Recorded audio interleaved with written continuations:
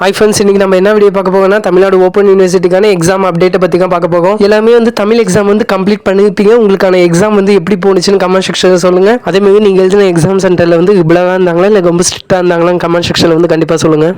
இந்த வீடியோவில் வந்து தமிழுக்கான ஆன்சர் கீயை பற்றி நான் சொல்கிறேன்னு சொல்லியிருந்தேன். அதுக்கு முன்னாடி நீங்கள் எல்லாமே கொஷின் பேப்பரை நோட் பண்ணால் தெரியும். நம்ம கொடுத்துருக்க இம்பார்ட்டன்ட் கொஷின் தான் எல்லாமே வந்து கேட்டிருக்காங்க. நான் ஒன்ஸ் வந்து எல்லாத்தையும் உங்களுக்கு சொல்லிடுவேன். பகுதி ஆளை வந்து 3 கொஷின் வந்து அட்டன் பண்ணணும். நம்ம இம்பார்ட்டன்ட் கொஷினில் 7 மார்க் கொடுத்துருந்தோம். அதை வந்து அவங்க பகுதி ஆளை வந்து கேட்டிருந்தாங்க. கொஷின் நம்பர் 1, 2, 3, 4 இந்த 4 கொஷினுமே அந்த இம்பார்ட்டன்ட் கொஷினில் வந்து கொடுத்துருந்தோம். இந்த 4 கொஷினில் நீங்கள் 3 கொஷின் வந்து ஒன்று சாய்ஸ் விட்டு அட்டன் பண்ணுற மாதிரி வந்துச்சு. நீங்கள் பார்ட் ஏல வந்து எத்தனை கொஷின் அட்டன் பண்ணீங்க கமெண்ட் செக்ஷனில் சொல்லுங்கள். நெக்ஸ்ட் பார்ட் பியில் வந்து 9th கொஷின் வந்து ட்விஸ்ட் பண்ணி கேட்டிருக்காங்க. அது வந்து இம்பார்ட்டன்ட் கொஸ்டின் வந்து கொடுத்திருந்தோம். அந்த கொஸ்டின் வந்து இம்பார்ட்டன்ட் கொஸ்டின் வந்து பார்ட் சில வந்து 13, 15, 16, 17 இந்த 4 கொஸ்டினுமே இம்பார்ட்டன்ட் கொஸ்டின் வந்து கொடுத்திருந்தோம். இது எல்லாத்தையும் வந்து அவங்க வந்து பார்ட் சில வந்து கேட்டுட்டாங்க.